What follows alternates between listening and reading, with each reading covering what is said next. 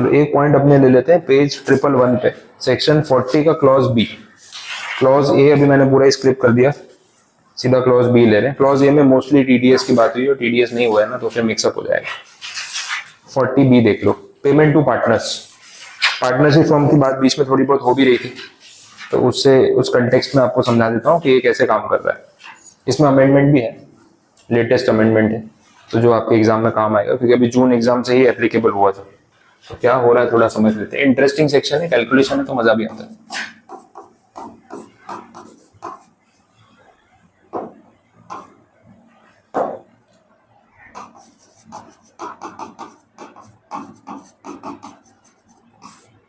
ठीक है, देख लो, पार्टनरशिप फर्म की बात हो रही है, पार्टनर्स को जो रेम्यूनरेशन पे किया जाता है उसकी बात हो रही है। हम बीच में बात कर रहे थे कि फर्म को जो भी प्रॉफिट वो अर्न करते हैं उसमें से एक हिस्सा वो पार्टनर्स को सैलरी के नाम पे बांटते हैं, एक हिस्सा अपने पास रखते हैं। पूरा अमाउंट बांट भी दे तो भी टैक्स तो फर्म को कुछ ना कुछ पे करना ही पड़ता है, ये बात हो रही थी। अब इसके रिगार्डिंग कैलकुलेशन समझो। फर्म का जो प्रॉफिट है ना, firms profit before partner salary, इसको हम बोलेंगे बुक प्रॉफिट। नाम क्लियर हो तो कंफ्यूजन नहीं होगा। बुक प्रॉफिट का मतलब क्या? पार्टनरशिप फर्म ने कमाया हुआ प्रॉफिट पार्टनर्स को कुछ भी पे किए बिना या उससे पहले, सैलरी, बोनस, इंटरेस्ट, कमीशन, जो नाम आप दे सकते हो दे दो, रेम्यूनरेशन, पार्टनर को पे करने से पहले फर्म ने जो कमाया होता है उसको बुक प्रॉफिट बोलते हैं। अब इस बुक प्रॉफिट के ना दो हिस्से होते हैं। एक हिस्सा जो है वो पार्टनर्स को पे किया जाता है, टू पार्टनर्स, और वो आप रेम्यूनरेशन के नाम से दो या सैलरी के नाम से, कोई फर्क नहीं पड़ता। और एक हिस्सा जो है वो फर्म के पास या फर्म्स इनकम मानी जाती है, वैसा मैं लिख देता हूँ, फर्म्स इनकम। इन शॉर्ट, इसके ऊपर जो टैक्स है ना वो कौन पे करेगा? पार्टनर पे करेगा। और इसके ऊपर जो टैक्स है वो कौन पे करेगा? फर्म पे करेगी। और पार्टनर के लिए जो इनकम है वो पीजीबीपी इनकम होती है। ये हमने चार्जिंग सेक्शन में स्टार्टिंग में बात की थी, सेक्शन 28 में। और फर्म के लिए तो ऑब्वियसली बिजनेस इनकम है ही, तो सैलरी का हेड यहाँ बीच में नहीं आता। एक फर्म से मिली हुई सैलरी पार्टनर के लिए पीजीबीपी इनकम होती है, सैलरी इनकम नहीं होती, क्योंकि firm is not an employer. Firm कुछ नहीं है, अगर पार्टनर ही नहीं है तो फर्म तो एग्जिस्ट ही नहीं करेगी। तो फर्म मेरी एम्प्लॉयर नहीं है, मैं खुद ही मालिक हूँ, तो मैं खुद को सैलरी नहीं दे सकता। तो फर्म से मिली हुई जो भी रेम्यूनरेशन है पार्टनर को, वो उसके लिए कौन सी इनकम होती है? पीजीबीपी इनकम होती है, ये आपको ध्यान रखना है। तो पहले तो ये क्राइटेरिया समझ लो। दूसरा पॉइंट, अब इस बुक प्रॉफिट में से हम कितना पैसा मैक्सिमम पार्टनर्स को दे सकते हैं? सारा तो नहीं दे सकते, ऑन पेपर सारा डिस्ट्रीब्यूट कर भी दिया तो भी फर्म को कुछ ना कुछ टैक्स तो पे करना पड़ेगा। रीजन बीइंग, अगर ये नहीं रखा तो सारा बुक प्रॉफिट लोग फर्म वाले पार्टनर में बांट देंगे, और फर्म की जो इनकम है वो कितनी हो जाएगी? जीरो। और जीरो इनकम पे तो टैक्स आएगा ही नहीं, तो 30% वाले फिर रेंज में टैक्स कौन भरेगा?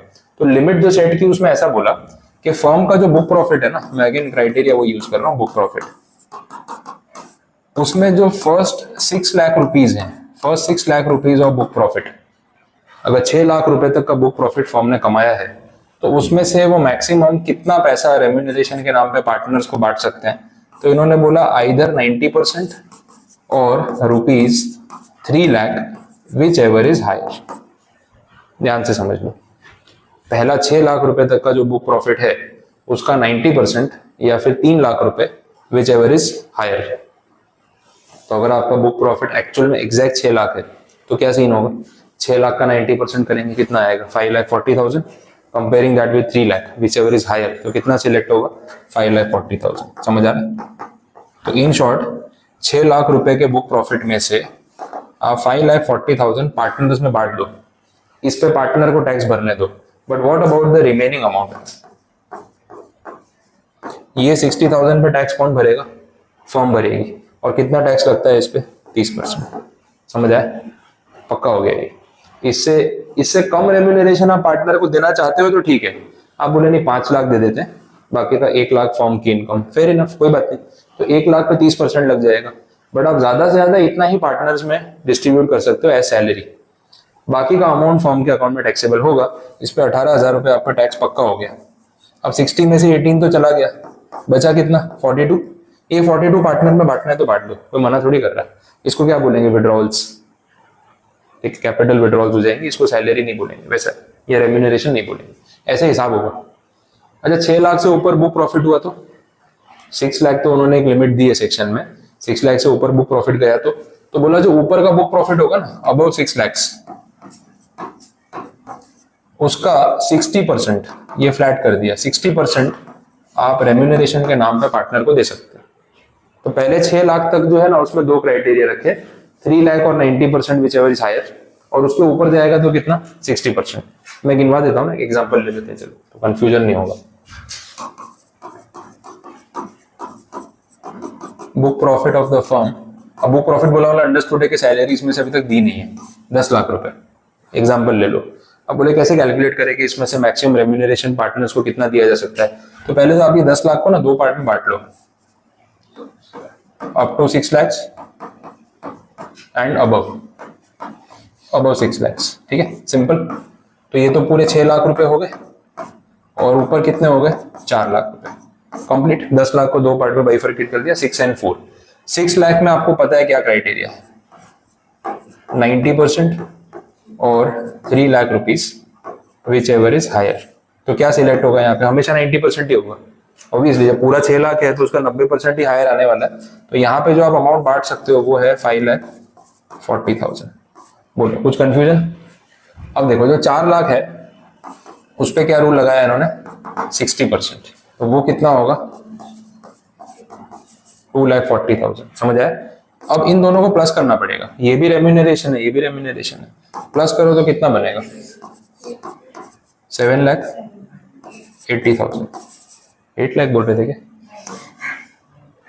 40 और 40 80 होता है ना, 7,80,000, समझ आया बराबर है ना। मेरे को कंफ्यूज कर दिया तुम लोग, क्या करते हो। तो देखो जो 10 लाख रुपए का बुक प्रॉफिट है ना फर्म का, उसमें से पार्टनर को कितना दे सकते हैं सैलरी के नाम पे, मैक्सिमम 7,80,000। इसका मतलब जो रिमेनिंग 2,20,000 है उस पर टैक्स कौन भरेगा, फर्म भरेगी एट 30%। तो 66,000 तो पक्का हो गया, देना ही है, समझ आया। अब 2,20,000 में से 66 भर दो, रिमेनिंग जो है पार्टनर में बांट दो, कैपिटल विड्रॉवल ड्राइंग्स कोई फर्क नहीं पड़ता है, लेकिन इतने पे टैक्स तो सरकार फर्म के नाम से ही लेगी। अच्छा ये जो 7,80,000 maximum remuneration payable to partners है वो पार्टनर्स में बढ़ जाएगा, डिपेंड करता है ना कितने पार्टनर है, 2 पार्टनर है 3 पार्टनर है, बांट दो। अब उनको जो मिलेगा उनके लिए वो पीजीबीपी इनकम है, और वो टैक्सेबल कौन से रेट पे होगी, स्लैब रेट पे, क्योंकि पार्टनर्स तो इंडिविजुअल्स होते हैं, स्लैब रेट लगेगा। फिर उसमें 2.5 लाख का बेसिक एग्जेम्पशन वो सब आप कर सकते हो वैसा। तो ये है आपका 40B का एप्लीकेशन। इसमें लिमिट्स अमेंड हुई है, जो मैं आपको 6 लाख बोल रहा हूँ ना ये पहले 3 लाख थी, और ये जो 3 लाख बोल रहा हूँ ये पहले 1,50 था, आधी लिमिट थी, डबल हो गई है। तो ये आपके असेसमेंट ईयर 25-26 से ही चेंज हुआ है, लास्ट ईयर तक लिमिट्स अलग थी, पिछले साल के सम देखोगे तो उसमें नंबर अलग दिखेगा।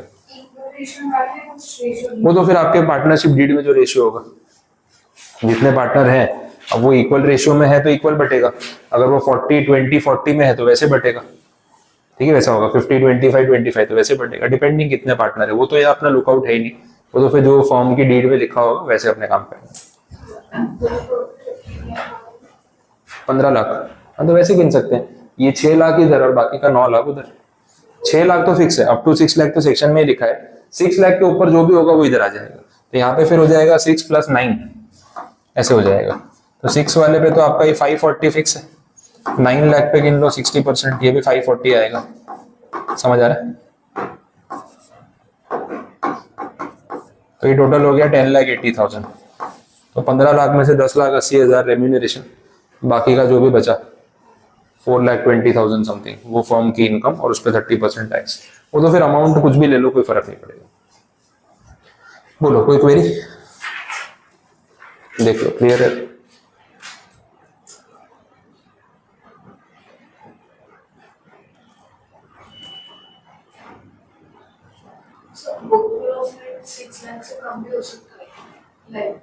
हो सकता है फिर वहां पे कुछ भी नहीं आएगा, अप टू 4 लाख अगर हुआ वो एग्जांपल भी ले सकते हैं।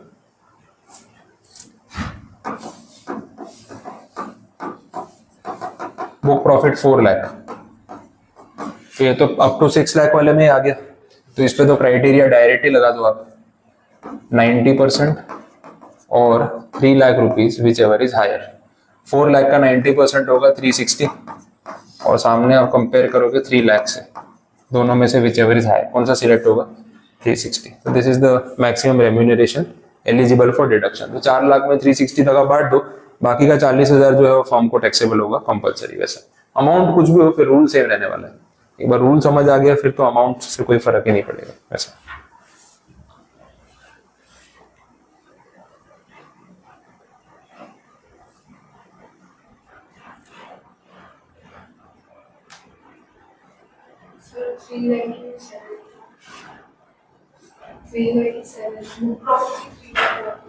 हाँ, तो उस हिसाब से क्या फर्क पड़ेगा, रूल सेम। 3 लाख का बुक प्रॉफिट हुआ तो 90% of your book profit or 3 lakh whichever is higher, तो हायर कौन सा आएगा फिर? 3 लाख आएगा। दे सकते हो आप, पूरा दे दो फिर चलो। 3 लाख की भी एग्जैक्टली बुक प्रॉफिट तो ऐसा हो ही सकता है। तो 90% of 3 lakh or 3 lakh whichever is higher, तो ऑब्वियसली 3 लाख ही आएगा। उस सिनारियो में आपका फॉर्म का प्रॉफिट 0 माना जा सकता है, वहां उन्होंने अलाउ किया। जो उन्होंने फॉर्मूला बनाया हम तो उस हिसाब से चल रहे हैं। अब नंबर ही ऐसे सेट हुए कि एग्जैक्ट 3 लाख का बुक प्रॉफिट है तो पूरा बांट दो, क्या फर्क पड़ रहा है, चलेगा। 3 लाख से कम हुआ तो भी यही बात होगी, whichever is higher 3 lakh ही आएगा आंसर। तो 3 लाख तक के बुक प्रॉफिट पे ना फर्म का टैक्स 0 आएगा, इसका आउटकम ये निकला। 3 लाख से ऊपर का बुक प्रॉफिट होगा ना तो ही फर्म के ऊपर टैक्स आएगा, क्योंकि उसमें अप टू 3 लाख वाले में तो हर केस में फिर 3 लाख ही ग्रेटर आएगा ना। अब पूरा बांट दो फिर तो फर्म की टैक्स लायबिलिटी 0 ही आने वाली है। तो चलो उतना तो उन्होंने रिलीफ दिया ही। अब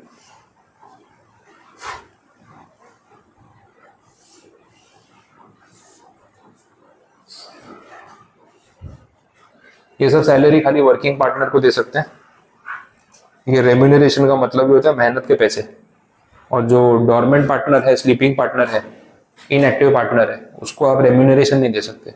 उसको आप कैपिटल पे इंटरेस्ट दे सकते हो, टैक्सेबल प्रॉफिट में से शेयर दे सकते हो, सैलरी नहीं दे सकते। तो वो सब थियरी में यहाँ पे लिखा हुआ है।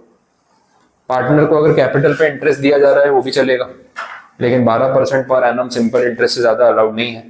ज्यादा दिया होगा तो बाकी का फर्म के अकाउंट में ही टैक्सेबल हो जाएगा। ये सब पॉइंट्स।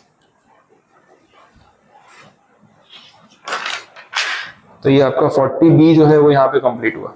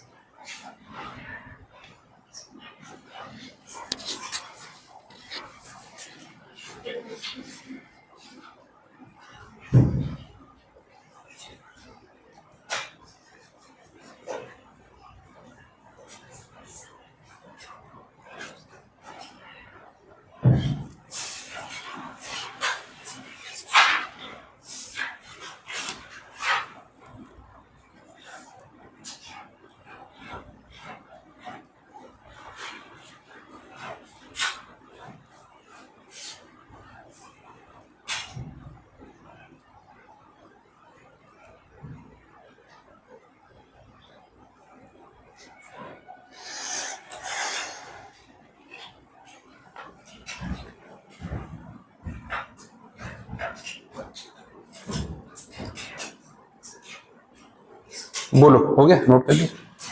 40B यहाँ पे आपका एक जो क्लॉज है वो कंप्लीट हुआ। अब यही आपको वो असेसमेंट ऑफ पार्टनरशिप फॉर्म वाले चैप्टर में भी काम आता है, उसका मेन कैलकुलेशन यही है, बाकी सब थियरी प्रोविजंस है, तो मैं साथ में बता दूंगा इस चैप्टर के एंड में, तो कवर अप हो जाएगा।